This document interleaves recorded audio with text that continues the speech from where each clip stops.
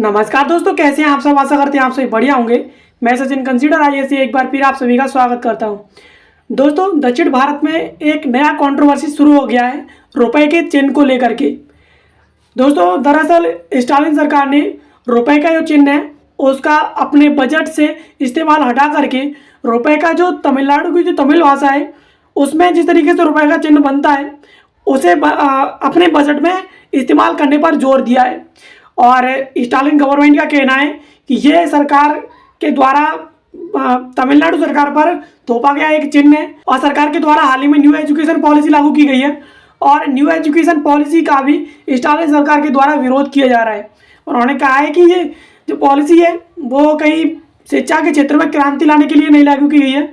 ये पॉलिसी सिर्फ और सिर्फ भगवान नीति यानी एक तौर से इन्होंने कहा है कि भाषा को यानी इस न्यू एजुकेशन पॉलिसी के आड़ में इन्होंने हिंदी भाषा को बढ़ावा देने के लिए इन्होंने इस पॉलिसी को लागू किया है। और स्टालिन सरकार के द्वारा ये एक्शन इसी वजह से लिया गया है कि इन्होंने रुपए के इस्तेमाल पर प्रतिबंध लगा करके तमिल भाषा का जो रुपए का चिन्ह है उसका इन्होंने अपने बजट में इस्तेमाल किया है। और इनका ऐसा करते ही ये कंट्रोवर्सी जो है दक्षिण भारत में यानी तमिलनाडु में शुरू हो गई है। खबर की बात करते हैं। खबर है, हिंदी से इतनी नफरत बजट से तमिलनाडु सरकार ने हटाया रुपए का चिन्ह और पिछले बजट में इसका इस्तेमाल किया था। यानी रुपए के चिन्ह का जिसका हाल ही में इन्होंने इस्तेमाल करना बंद कर दिया है उसका इन्होंने पूर्व में पिछले टाइम पर इन्होंने जब बजट पेश किया था उस टाइम पर इन्होंने इस्तेमाल किया था, लेकिन अब इन्होंने इसका इस्तेमाल ना करके इस पर प्रतिबंध लगा दिया कि हम इसका इस्तेमाल बिल्कुल नहीं करेंगे। अब खबर के प्रमुख बिंदुओं के बारे में बात करते हैं। सबसे पहले तो हिंदी के खिलाफ अभियान चला रही तमिलनाडु सरकार ने एक नया कदम उठाया है। अब तमिलनाडु सरकार ने अपने बजट से रुपए के प्रतीक को हटा दिया है और इसकी जगह पर तमिलनाडु की जो तमिल भाषा है उसके प्रतीक का इस्तेमाल किया है। यानी इसका इस्तेमाल ना करके तमिल भाषा का जो प्रतीक है उसका इस्तेमाल किया है। और तमिलनाडु सरकार ने पिछले साल ही अपने बजट में रुपए के जो प्रतीक है उसका इस्तेमाल करना शुरू किया था और तमिलनाडु सरकार ने नई जो शिक्षा नीति है उसका विरोध कर रही थी उस दौरान। और उसका तर्क है कि इस नीति के तहत त्रिभाषा फॉर्मूले के से हिंदी भाषा को बढ़ावा दिया जा रहा है और इसी बीच उसने रुपए के चिन्ह को हटाने का कदम उठाया है। यानी उन्होंने कहा है कि ये रुपए का चिन्ह है वो हिंदी भाषा का चिन्ह है और जो नई एजुकेशन पॉलिसी लागू की गई है सरकार के द्वारा वो त्रिभाषा के फॉर्मूले से हिंदी को बढ़ावा देने के लिए लागू की गई है। और हम तमिलनाडु के निवासी हैं, हम तमिल भाषी हैं, तो हमें हिंदी को बढ़ावा ना दे करके अपनी क्षेत्रीय भाषा अपनी प्रांतीय भाषा तमिल भाषा को बढ़ावा देना है, ना कि इस हिंदी भाषा को। और सरकार के किसी भी तरीके के बहकावे में नहीं आना है और ऐसा करते हुए इन्होंने ये कदम उठाया है।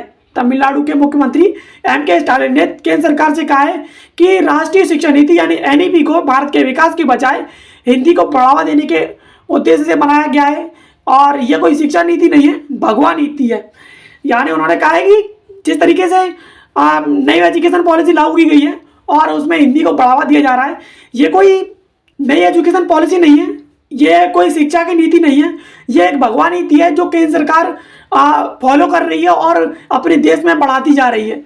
और स्टालिन का आरोप है कि नई जो शिक्षा नीति है उससे तमिलनाडु की शिक्षा प्रणाली है वो भ्रष्ट हो जाएगी, नष्ट हो जाएगी। केंद्र सरकार का तर्क है कि नई एजुकेशन पॉलिसी का उद्देश्य है बहुभाषावाद और भाषा शिक्षा में लचीलापन को बढ़ावा देना। यानी स्टालिन ने तो कहा था कि इस नई एजुकेशन पॉलिसी से तमिलनाडु की जो शिक्षा प्रणाली है वो नष्ट हो जाएगी, वो उसका कोई औचित्य नहीं रहेगा और तमिलनाडु की जो भाषा है तमिल भाषा उसका इस्तेमाल बंद हो जाएगा, तो कहीं ना कहीं हिंदी हमारे ऊपर थोप दी जाएगी। और केंद्र सरकार ने तर्क दिया है कि जो नई एजुकेशन पॉलिसी है वो भाषावाद है, यानी कोई भी भाषा हो और नई एजुकेशन पॉलिसी को किसी भी भाषा में इस्तेमाल किया जा सकता है। इससे बहुत सारी भाषाओं को बढ़ावा दिया जा रहा है, किसी एक स्पेसिफिक भाषा के लिए नहीं है। और केंद्रीय शिक्षा मंत्री धर्मेंद्र प्रधान ने भी हिंदी थोपने के आरोपों का खंडन किया है। उन्होंने कहा है कि नीति राज्यों को अपनी भाषा चुनने की अनुमति देती है, यानी जो नई एजुकेशन पॉलिसी है उसके तहत आप अपने हिसाब से अपने राज्य की भाषा को चुन करके उसमें पढ़ सकते हैं और ये नई एजुकेशन पॉलिसी आपको ये अधिकार प्रदान करती है। ऐसा करते हुए धर्मेंद्र प्रधान ने, जो भारत के शिक्षा मंत्री हैं, उन्होंने एम.के. स्टालिन जो कि तमिलनाडु के मुख्यमंत्री हैं उनके आरोपों का खंडन किया है। और नई एजुकेशन पॉलिसी या नई शिक्षा नीति को लागू करना असंभव है, ये कहा है त्यागराजन ने, यानी तमिलनाडु के राज्य मंत्री पलानी वेल त्यागराजन ने कहा है कि केंद्र की नई शिक्षा नीति को लागू करना असंभव है क्योंकि इसके समर्थन के लिए कोई फंड या बुनियादी ढांचा नहीं है। यानी तमिलनाडु में ऐसा कोई बुनियादी ढांचा नहीं है जिसके तहत इसे लागू किया जाए और ऐसा कोई समर्थन नहीं है जिससे उसे फंडिंग मिल रही हो, तो इसे लागू करना असंभव है। उन्होंने कहा कि नई शिक्षा नीति 2020 एक एलकेजी और एक उच्च शिक्षा के छात्रों को एक जैसे तरीके से पढ़ाना ऐसा है। यानी उन्होंने कहा कि कोई एलकेजी का छात्र हो उसे जिस तरीके से पढ़ाया जाता है उसी तरीके से किसी उच्च शिक्षा के छात्र को पढ़ाया जाए। और तमिलनाडु में यही स्थिति बनी हुई है कि हायर एजुकेशन को भी वही पढ़ाया जा रहा है और जो लोअर एजुकेशन है यानी एलकेजी जैसे कक्षा 1 के छात्र हैं उनको भी वही पढ़ाया जा रहा है। और इसी वजह से नई शिक्षा नीति जो सरकार के द्वारा लागू की गई है उसे तमिलनाडु में इम्प्लीमेंट नहीं किया जा सकता है, ऐसा कहते हुए उन्होंने इस पर जोर दिया। और उन्होंने दावा किया है कि 1968 के बाद शुरू की गई शिक्षा नीतियों में दक्षिण भारतीय भाषाओं को सिखाने की सिफारिश की गई है। यानी 1967 के बाद जितनी भी शिक्षा नीति लागू की गई है उनमें दक्षिण भारतीय भाषाएं उन्हें सिखाने की सिफारिश की गई है। लेकिन ये जो नई शिक्षा नीति है 2020 की, इसमें हिंदी भाषा पर जोर दिया गया है, ऐसा उन्होंने कहा। मगर योग्य शिक्षक की कमी के कारण यह शिक्षा नीति 20 साल के भीतर ही हिंदी भाषी राज्यों में विफल हो गई। यानी जो हिंदी भाषी राज्य हैं उनमें जो 1968 के बाद जो नई शिक्षा नीति जो दक्षिण भारतीय जो भाषाएं थी उनको सिखाने की सिफारिश की गई थी, उन्हें सिखाने पर जोर दिया गया था, उसके लिए कोई योग्य शिक्षक नहीं थे। और इसी वजह से जो हिंदी भाषी राज्य थे उनमें ये सिमट कर रहेगी। यानी उन जगहों पर जिन राज्यों में हिंदी भाषा बोली जाती है वहाँ पर इसका इस्तेमाल जो दक्षिण भारतीय भाषा है उनका इस्तेमाल नहीं हो सका। और भाजपा के जो अध्यक्ष हैं तमिलनाडु के, उन्होंने दावा किया कि त्यागराजन के बेटों ने अंग्रेजी और एक विदेशी भाषा में पढ़ाई की है तो वे इस नीति को रोकने का नाटक क्यों कर रहे हैं। यानी जो तमिलनाडु के भाजपा के अध्यक्ष हैं उन्होंने कहा कि जब त्यागराजन के खुद के बेटों ने अंग्रेजी और विदेशी भाषाओं में पढ़ाई की है तो वे हिंदी भाषा की इस शिक्षा नीति को जो कि बहुभाषी है, सभी भाषाओं को लेने पर यानी सभी भाषाओं में पढ़ने की स्वीकृति देती है। और ये कोई ऐसे नहीं कहती कि स्पेसिफिकली हिंदी भाषा में पढ़ना है। अगर आप तमिल भाषा में पढ़ना चाहते हैं तो आप तमिल भाषा में पढ़ सकते हैं।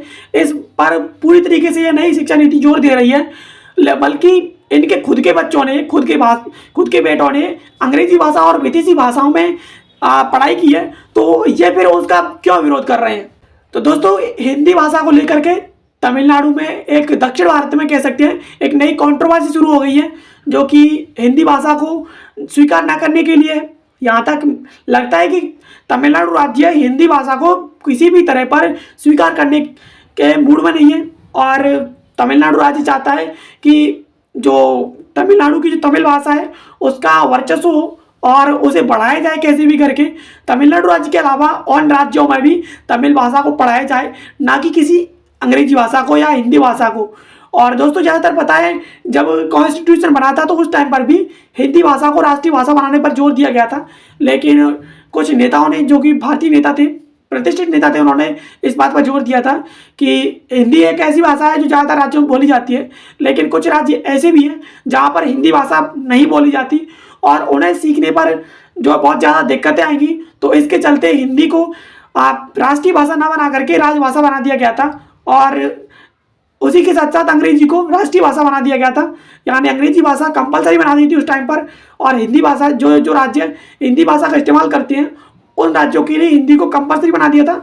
और सेंट्रल लैंग्वेज में यानी जो केंद्रीय भाषा थी उसकी भाषा में अंग्रेजी को कंपलसरी कर दिया था। और इसके साथ साथ सभी राज्यों को ये छूट दी थी कि जो भी राज्य जिस भाषा में बात करता है वो अपनी भाषा को बढ़ावा दे सकता है।